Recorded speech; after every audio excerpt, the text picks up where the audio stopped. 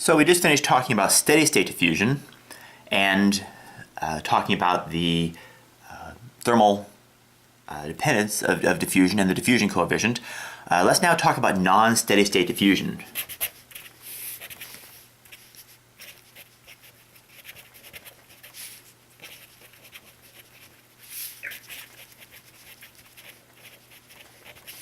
So non-steady state, that just means that now the concentration can depend not only on position, but also on time.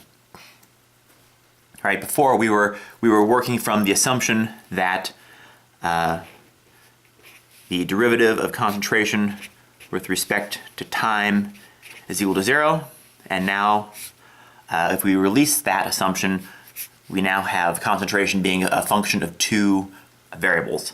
And as a result, this is now governed by what we call fixed second law,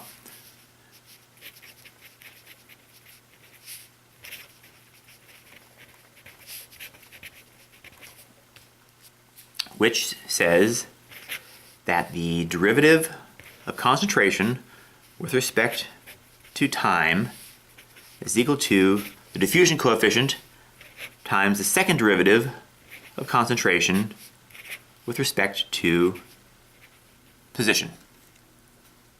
And for those of you who haven't taken differential equations yet, or maybe it's third semester calculus here, this is a partial derivative, and we're taking a partial derivative with respect to time and a partial with respect to position because we have a function that has two variables in it. And also,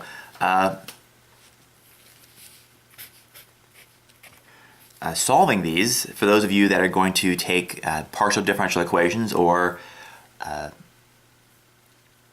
I guess it is partial differential equations, at some point, the fact that we have two derivatives with respect to position means that to solve this we need two boundary conditions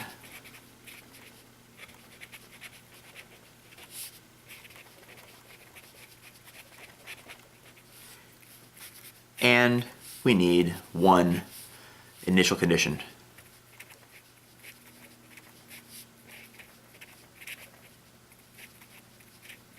Now, we're not going to solve the problem in this class, but we're going to look at one special case which is fairly common in material science. So we're going to look at the example where we have a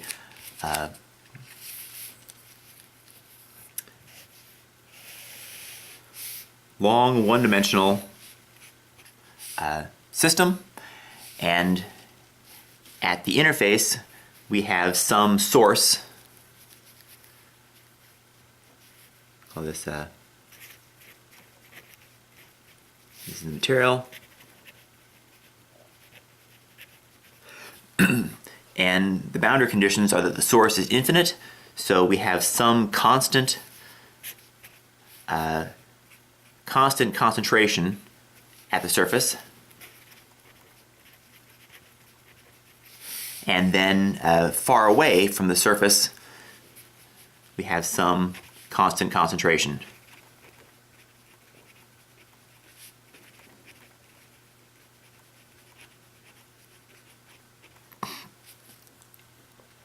And we're going to call this source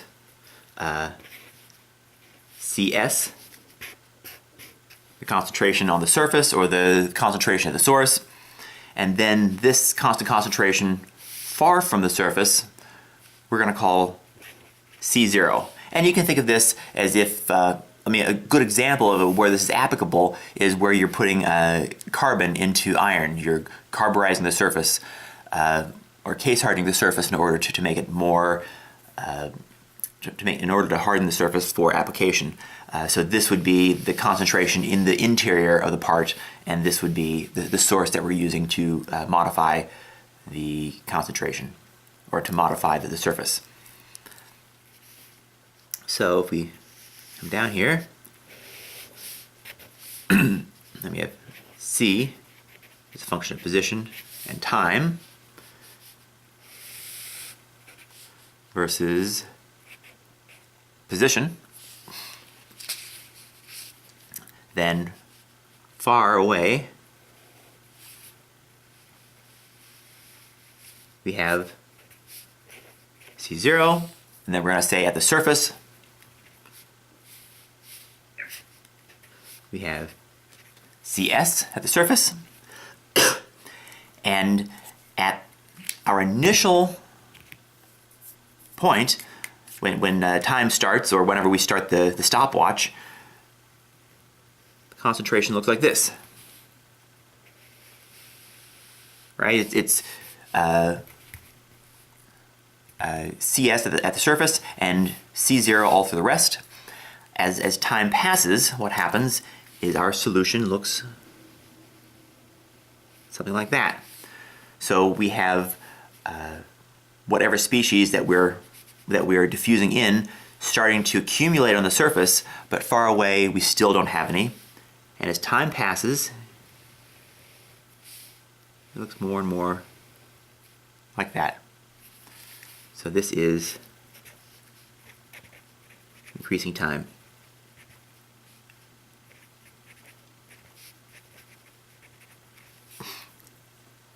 And this is what our solution looks like. And that solution is expressed using this equation. I'll put this on a separate page here.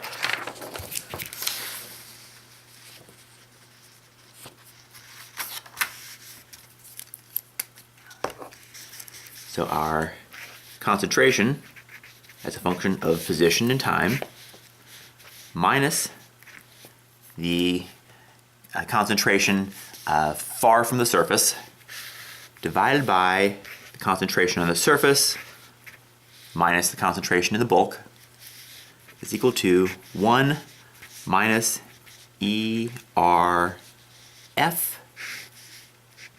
x to square root of dt. So that's our diffusion coefficient and position and time.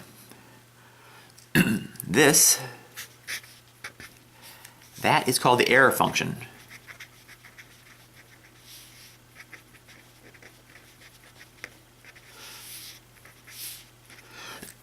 And the error function is actually an integral. So if you have ERF of some, say, let's call it Z, it's equal to 2 over the square root of pi integrated from 0 to Z. So the Z going into the function is going into the top of your integral. It's one of the limits. EXP minus y squared dy. So you're integrating the exponential of minus y squared from 0 to z, and that's giving you the error function. This error function, well, the good news is most of the time you can put this into a calculator or into Google or into Wolfram Alpha and find it, but you don't always have access to that. And in that case, you can use tables, and your textbook has a table 5.1 in which they list z's and error function for z's. And if you have a z you know, you can use interpolation to and that table in order to get the right value. So let's do an example. And this is an example that I think is kind of nice because it ties everything together. So let's say that we have FCC steel, which is iron and carbon. primarily. And let's say that we start out and the amount of carbon in the steel is going to be uniform at 0.20 weight percent initially. And what we're going to do is we're going to take this part and we're going to expose it to a carbon-rich atmosphere and heat it up, and we're going to have the carbon diffuse into the surface. So let's say that we expose it to a carbon-rich environment such that the surface has a constant concentration of 1.0 weight percent carbon. And then we heat it up. Heat and time. And that's going to allow for the diffusion. So let's say then that after a given amount of time, and in this problem I got 49.5 hours. After 49.5 hours, we make a measurement, and we know that inside the specimen, or the part, or what do you want to call it, at 4 millimeters, so 4 millimeters inside, we have a concentration of 0.35 weight percent. Okay, so setting this up,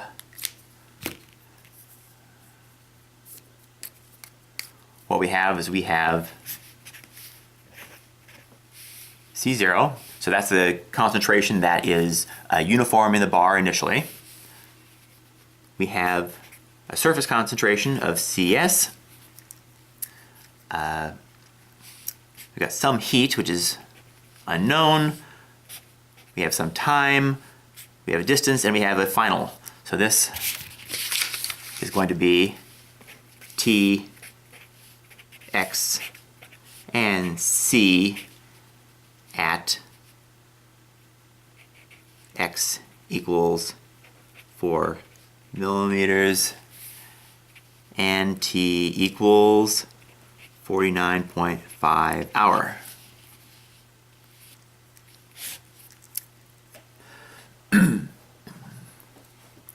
So we don't know the heat, so we're going to say solve for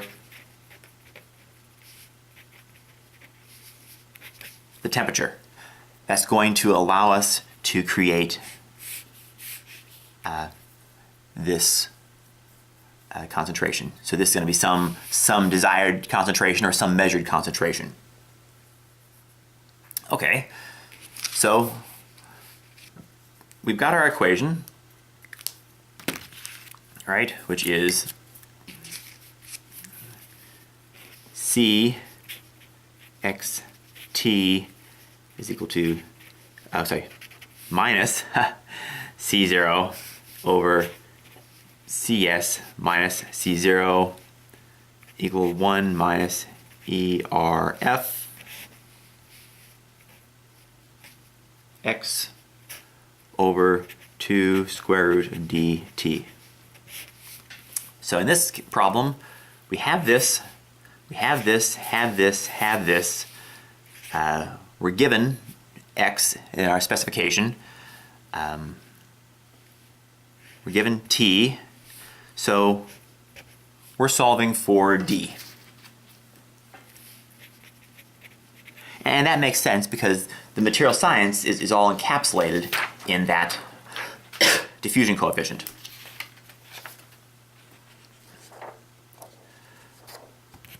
So the way we're going to go about this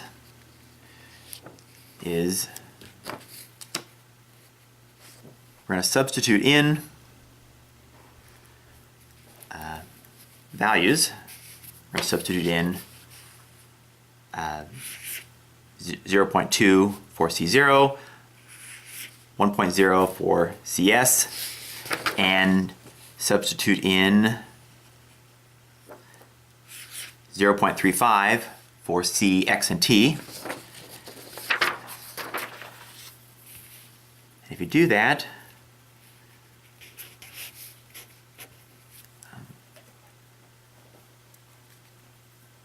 this is 0.35 minus 0.20 over 1.0 minus 0.20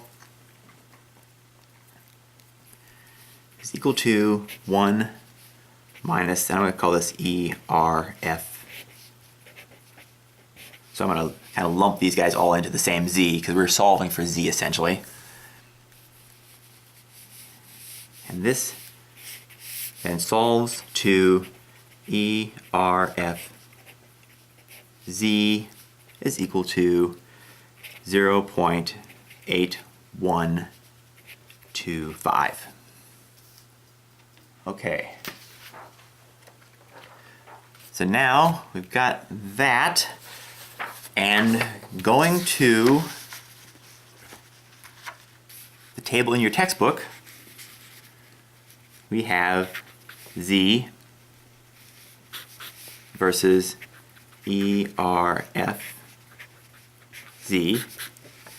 And we have 0.90, 0.7970, and we have 0.95 is 0.8209, and we picked those because those two bracket our number. So we'll put our number in here in magenta. So 0.8125, and we want to say find that Z, and the way you do that is you interpolate. So we say the distance between Z and 0.90, that distance, divided by the distance between 0.95 and 0.90. That is going to be proportional to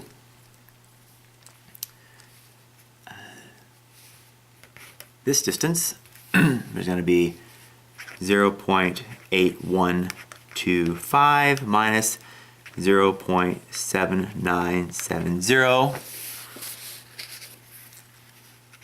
divided by this distance, which is 0.8209 minus 0.7970.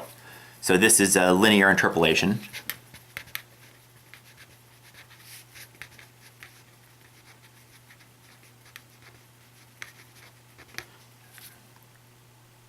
And if you do that, find Z is equal to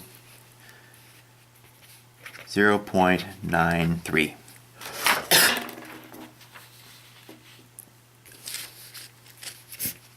And since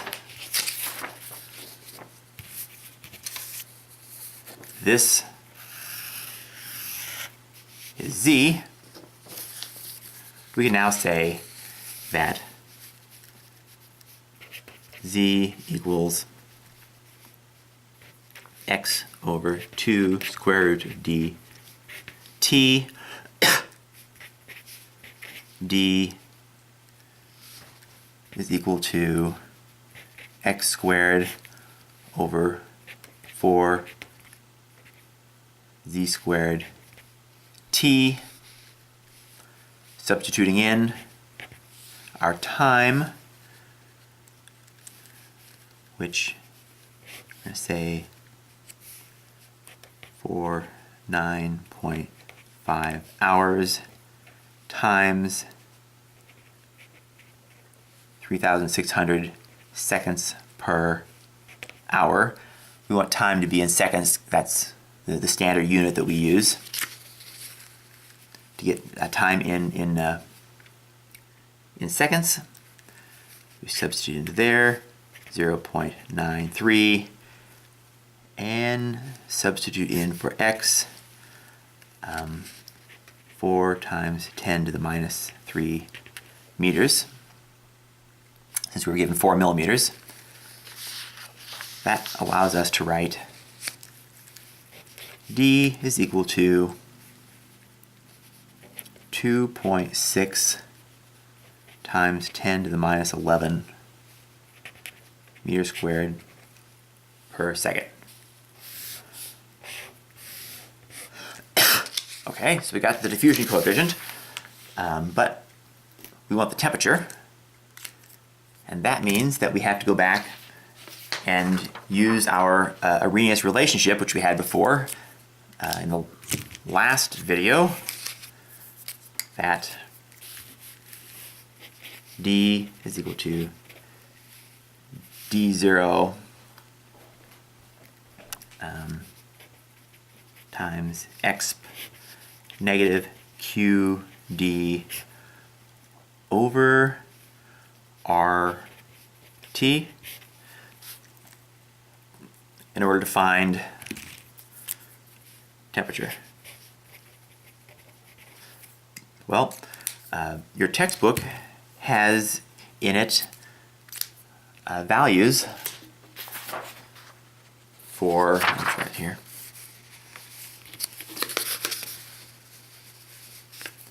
Has values, let's pick it green, from table 6.2, d0 is equal to 2.3 times 10 to the minus 5 meters squared per second, and qd is equal to 148,000 joule per mole, which means that rearranging this,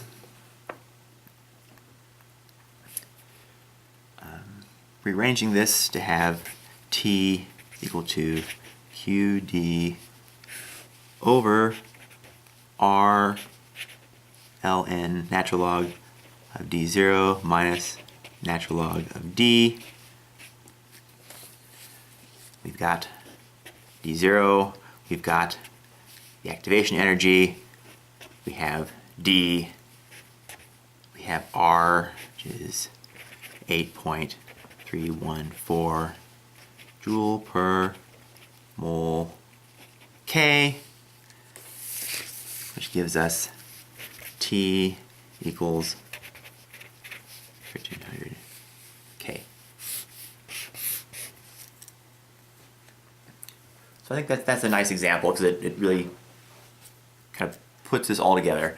And as I said, the diffusion is a very important process, but as a material scientist, when we look at this, really our primary interest as a material scientist, well, there's our interest in terms of being a person doing processing, but if you're a person who studies diffusion, what you're really interested in is the diffusion coefficient, because that's where we encapsulate all the materials information. And if you looked at this problem, I mean, that's where we had to have some lookup table where someone had to make a measurement and tell us D0 and the activation energy for us to be able to solve the processing problem.